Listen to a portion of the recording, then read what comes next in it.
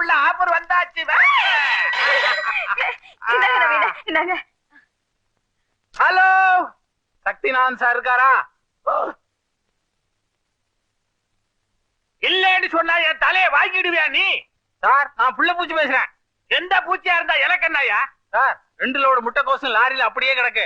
என்ன பண்ணணும்? பெட்ரோலை ஊத்தி நெருப்ப வச்சு கொளுத்தி அதிலே விழுந்து நீயும் சாவு. பையே